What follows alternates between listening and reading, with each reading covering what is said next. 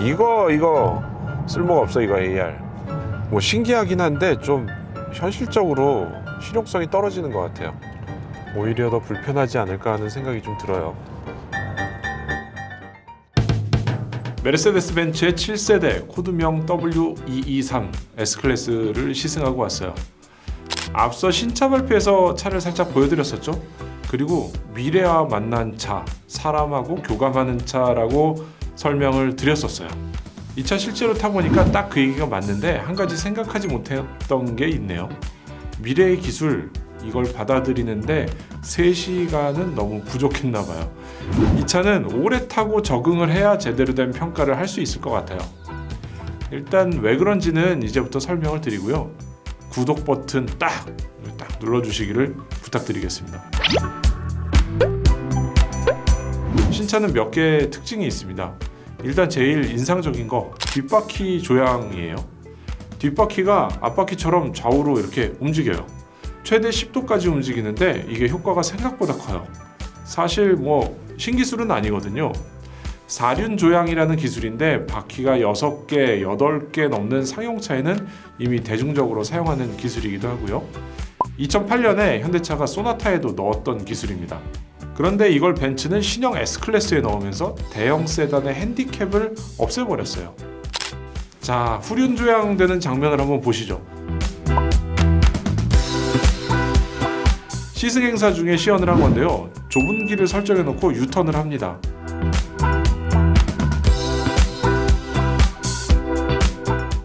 이 클래스가 유턴을 하면 이 정도 되는데요. 같은 구간에서 후륜 조향이 되는 S클래스가 차를 딱 돌리면은 이렇게 돼요.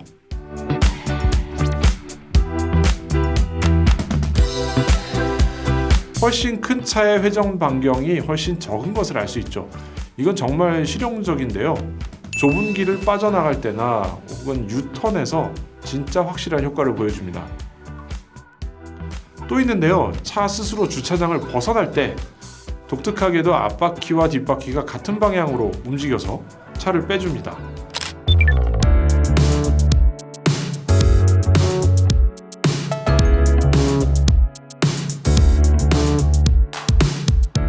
이건 사람이 운전할 때는 이렇게 작동하지 않고요. 스스로 차가 나올 때만 이렇게 같은 방향으로 나갑니다. 사람이 운전할 때는 사실 앞뒤 바퀴가 반대 방향으로 이렇게 돌아가는 거죠. 그래야 회전 반경이 줄어드니까요. 이렇게 뒷바퀴가 조향이 되니까 5.3m나 되는 대형차가 작게 느껴져요. 차가 큰 거는 주로 이제 달릴 때가 아니라 주차나 유턴할 때 이런 때 불편한 건데 그거를 확 줄여버린 거죠. 벤츠 관계자 말에 따르면은 본인이 평소에 타는 C클래스하고 비슷하게 느껴질 정도로 움직임이 아주 좁은 데서 좋다고 하더라고요. AR 내비게이션 이건 좀 별로예요. 보통 이럴 때 애매하다, 뭐 개선할 필요가 있다, 혹은 판단을 보류한다 이런 표현들을 많이 하는데 제 생각에는 확실합니다. 이건 좀 별로. 왜 그러냐면 화면을 너무 많이 가려요. 내비게이션에 고속도로 빠져나가는 길을 보여주고 그 길을 따라 나가야 되는데 AR 화면이 이걸 가려버려요. AR 글자는 가까이 가야 보일 정도로 작고요. 고속도로 톨게이트 지나치기가 딱 좋아요. 이건 정말 개선이 필요한 것 같아요. 대신에 이게 헤드업 디스플레이에 들어가면 좀 더 쓸모가 있을 것 같기도 해요. 그런데 안 들어갔어요. 헤드업 디스플레이는 작은 글씨로 내비가 표시가 되고요. 턴바이턴 정도만 보여주고 있습니다. 물론 이 핸들 앞에 있는 중앙 계기판을 내비게이션으로 사용할 수가 있는데요. 제일 큰 화면의 내비가 아쉽다는 거죠. 근데 이 그래픽이 너무 작다. 이게 더 커야 될 것 같아. 지도의 확대 축소는 되는데 여기 이런 글씨들 평균 90km 뭐 이런 것들이 글씨가 너무 작아요. 그래서 이거 노안이 온 분들, 운전자분들 이거 볼 수가 없을 것 같아요. 요런 데는 크단 말이죠. 기본적인 것들. 근데 요게 내비게이션 요런 데 들어가면은 너무 작아. 요런 데서는 좀 그런 게 아쉬운 게 있네요. 자, 뭐 너무 안 좋은 얘기를 했나요? 이제 내비게이션은 좀 아쉽긴 아쉬운데 이제 좋은 얘기 한번 해보죠. 이 차의 승차감, 주행 성능은 정말 끝내줍니다. 먼저 운전한 게 400D 디젤 모델인데요. 도대체 이게 디젤인지 아닌지 구분 못할 정도로 조용하고 부드러웠어요. 거기다가 에어매틱 서스펜션은 노면에 따라 휠을 개별적으로 제어를 하는데요. 완전히 차원이 다른 승차감을 보여줍니다. 그거 말고도 사실 기본기가 엄청나게 좋아진 그런 차 같은 느낌을 들었어요. 핸들링이나 코너 구간, 그리고 가속과 감속, 와인딩을 해보면은 차체가 경량화되고 강성이 좋아지고 그에 따른 소음과 진동이 줄어들고요. 핸들링이 굉장히 좋아지는 거, 이런 거가 느껴지는데 기존 모델 대비해서도 매우 거동이 가볍고 부드러워요. 사실 운전하는 입장에서는 이 차가 대형, 그러니까 F 세그먼트 세단이라고 전혀 느끼지 못할 정도로 경쾌했습니다. 일단 이 차 처음 타면은 제일 느껴지는 거는 되게 조용해요. 조용하고 부드럽고 말랑말랑하면서도 꽤 승차감이 좋아요. 뭐 S클래스 정도니까 이 정도 좋긴 해야겠다라고 생각하면서도 좀 깜짝 놀랄 정도로 되게 안락하고 편안하고 조용해요. 심지어 공사장 옆에서 이렇게 드릴로 막 되게 조용하네 차가. 저건 두드리고 있는데 안 들리네. 진짜 조용한 차 같아요. 부드럽기도 하고 조용하기도 하고. 사실 솔직히 말씀드리면 이 차가 디젤이 맞을까? 이런 의구심이 들을 정도로 디젤도 6기통씩이나 되면은 확 이렇게 느낌이 다르다는 거죠. 지금 평택, 아산 국도를 달리고 있는데 어느 한 곳에 이렇게 날카롭게 퉁퉁 튀는 그런 느낌이 들지가 않아요. 계속 부드럽게 그러나 이렇게 멀미 나지 않는 그런 거예요.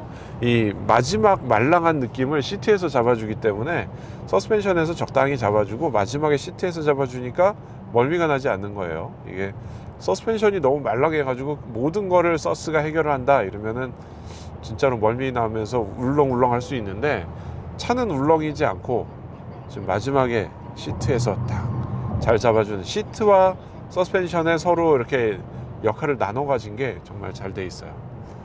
어댑티브 크루즈 컨트롤, 그리고 이렇게 차선 유지하는 거는 이 스티어링 휠에 사람의 손이 닿으면은 그걸 인식하게 돼 있어요. 이렇게 토크를 주지 않아도 내가 이거를 사람이 계속 잡고 있다, 요거를 인식을 하고 있기 때문에 요거는 정말 편리한 것 같고요. 그리고 어댑티브 크루즈 컨트롤, 이 사용하다 보면은 거리 맞춰서 가는데 앞에 화면에 트럭이냐 승용차냐 이런 거를 다 구분해서 보여주니까 그거는 또 편리한 것 같긴 해요. 기본적인 시트 포지션은 S클래스답게 굉장히 크고 넓고 좋아요. 제가 키가 180이 조금 넘는데요, 제 키에 앉았을 때 야, 이거는 이 정도 되면 편하다, 이렇게 넉넉하다, 이런 느낌이에요. 이게 좀 아쉬운 차들이 꽤 있거든요. 근데 항상 S클래스는 180 이상 되는 사람들이 타더라도 자리가 넉넉하게 이렇게 만들어져 있는 게 되게 좋아요. 그리고 이 사이드 미러 같은 경우는 끝에가 볼록 거울로 곡선이 돼 있어요. 양쪽 다 곡선이 돼 있어서 넓게 보이고요. 크기가 작은 거에 비해서는 꽤 많이 잘 보여주는 편이에요. 운전 시야도 그렇고 뭐 그렇게 딱히 불편하거나 막히거나 뭐 좁거나 이렇지는 않아요. 이번 시승 행사는 갈 때와 올 때 차가 바뀝니다. 저는 갈 때 400D 모델을 직접 운전을 했고요. 올 때는 S580, 그것도 뒷좌석에 타는 거죠. 이 차는 주로 소퍼 드리번을 위한 차니까 컨셉에 맞게 시승하라는 의도로 운전하는 분이 따로 계셨어요. 이 580 모델은 국내에 들여온 S클래스 가운데 가장 크고 비싼 차예요. 길이는 5290mm로 400D에 비해서 8cm가 더 길고요. V형 8기통 가솔린 엔진이 들어가는데 503마력 최고 출력을 냅니다. 엄청난 성능인데요. 제로백이 그래서 이 차가 4.4초예요. 그런데도 이 차의 사실 특징은 뒷좌석이에요. 이그제큐티브 시트와 소퍼 패키지가 기본으로 들어가죠. 이게 뭐냐면은 뒷좌석을 거의 누운 자세로 만들어주는 옵션이에요. 뒤로는 43.5도, 다리 받침대가 이렇게 올라오는 거는 50도까지 올라옵니다. 버튼을 한번 누르면은 이 모드로 완전히 바뀌는데 시승하다가 누워서 잠들어 버리는 단점이 좀 있어요. 저도 사실 잠깐 졸았어요. 사실 최근에 누워서 리뷰하는 일이 종종 있었어요. 이 현대차 스타리아에서도 그랬고요. 이번에 또 그러네요. 그런데 이 차는 스타리아와 당연히 뭐 비교 불가의 승차감을 보여줍니다. 아까 제가 오는 길에 여기 다른 차 이 뒷좌석에 타신 분을 보니까 옆에서 머리가 안 보이더라고요. 보니까 누워서 자고 있어요. 어느 기자분인데. 그래서 이거 정말 편한가 보다 라고 생각을 했는데 누워서 잘 정도로 진짜 편해요. 시트는 요 옆에서 조절을 하는데 요게 정전식 터치예요. 사실 버튼처럼 생겼는데 터치를 해서 움직일 수 있게 이렇게 되고요. 그리고 요 위에 두 개의 버튼이 시트를 원터치로 조작을 할 수 있게 해줍니다. 요걸 위에 누르면은 지금처럼 늘어지게 할 수 있고, 요걸 누르면은 똑바로 조수석과 뒷좌석을 동시에 조절할 수 있게 이렇게 만들어 놓은 거죠. 조수석이 앞으로 충분히 넘어가고 살짝 올라가서 발밑 공간도 마련을 해주고요. 헤드레스트, 머리도 지금 접고 있어. 머리까지 접고 더 앞으로 가. 지금 사이드미러 잘 보이세요? 네, 잘 보여요. 딱 잘 보이는 각도까지 가고요. 지금은 허리가 다 넘어갔고 발 밑에 받침대가 올라오고 있습니다. 조수석 밑에서 또 받침대가 나와. 발을 얹을 수 있게 했는데 이게 되게 한 신장 175까지 그 정도에서는 이제 발을 뻗으실 수 있을 것 같고, 180 넘어가시는 분들은 발은 뻗지 못하실 것 같아요. 재미있는 거는 여기 태블릿이 있어요. 태블릿이 이렇게 들어있는데 이 태블릿에서 시트마다 조절을 할 수 있어요.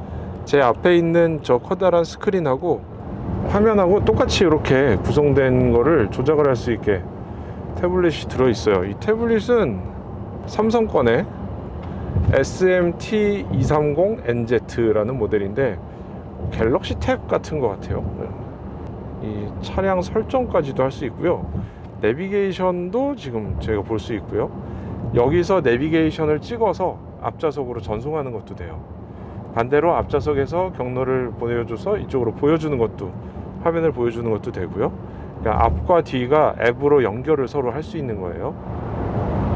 지금 고속도로에서 속도 100km 유지하면서 계속 가고 있는데 노면 진동이나 소음 같은 걸 잘 모를 정도로 되게 부드러워요. 그리고 이게 지금 바퀴가 4개가 다 땅에 붙어가지고 마찰을 하면서 가는 건데 이 정도 승차감이 나온다는 건 정말 대단한 것 같아요.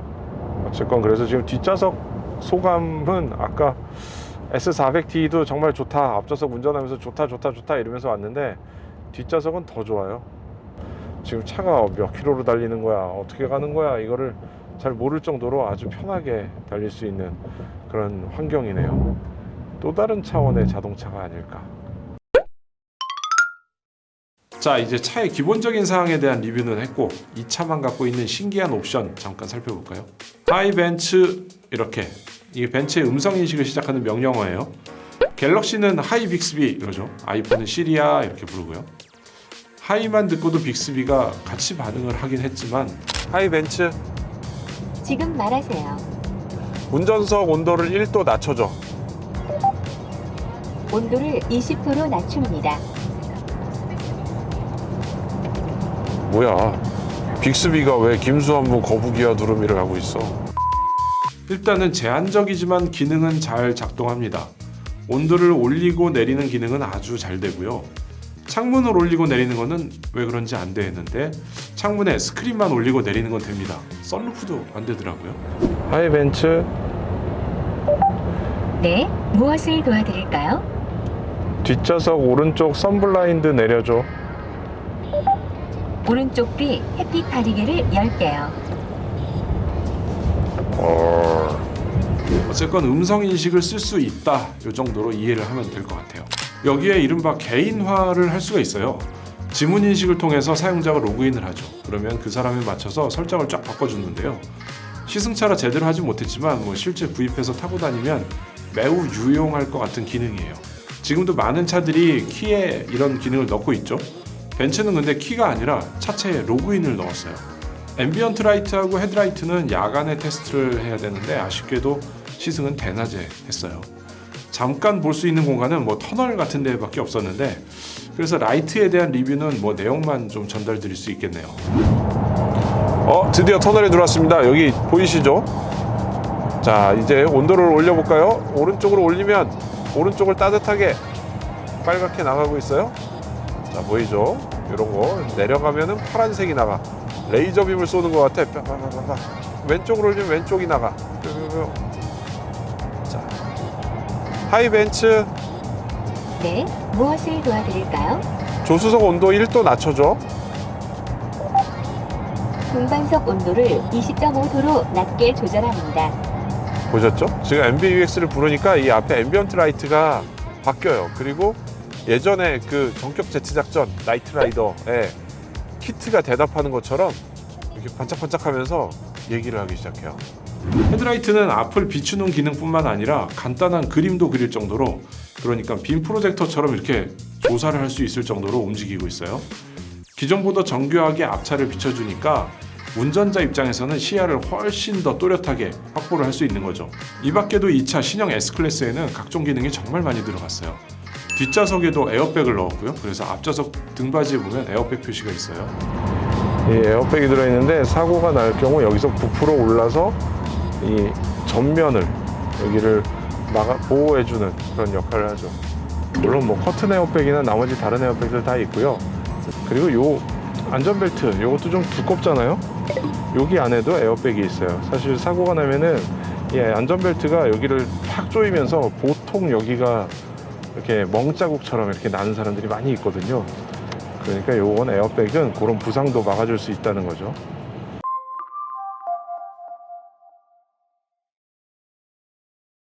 이렇게 3시간 정도 왕복 150km 정도 구간에서 신형 S클래스 시승을 마쳤습니다. 벤츠의 S클래스는 항상 처음 나오면 좀 어색했죠. 그리고 그게 유행이 되면서 한 5년에서 7년이 지나면 상당히 많은 브랜드의 차에 비슷한 기능이 들어갑니다. 이번에 보여준 기능들도 그럴 것으로 기대가 되는데요.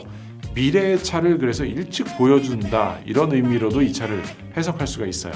반면에 단점도 있죠. S클래스의 오너 드라이버들 가운데는 연세 드신 분들도 많이 있고요. 클래식한 디자인, 그리고 클래식한 작동법을 좋아하는 사람도 많이 있을 거예요. 그런 부분을 고려한다면 아주 과감한 디지털화를 시행한 게 아닌가, 이런 생각이 들기도 해요. 커넥트, 자율주행 이런 거를 강조하는 건 좋은데 디스플레이의 활용성이나 주행하면서 조작하는데 편리성 같은 거는 기존이 더 좋아 보이기도 하네요. 그래서 길게 타보고 적응해봐야 확실히 좋다 나쁘다를 말씀드릴 수 있을 것 같아요. 제가 적응을 못해서 불편한 것일 수도 있고요. 아니면 이 차가 미래를 너무 의식한 나머지 아주 사용하기 불편한 벤츠를 만든 것이 아닐까, 이런 걱정이 되기도 하는 거죠. 요약하자면은 좀 더 보수적이었으면 좋겠다는 개인적인 생각이고요. 반면에는 이런 게 대세야? 이럴지도 모르겠다라는 생각이 들기도 하네요. 지금까지 오토캐스트 이다일입니다. Quit your pretending, truth or false, this shit never ending. Hear me now and stop condescending. You see, I'm begging you, hear me beg. If you're sick for love, don't try to hide it. Find it deep inside and try to hide it. If there's a way, I wanna know who tried it. Quit your games and now that you deny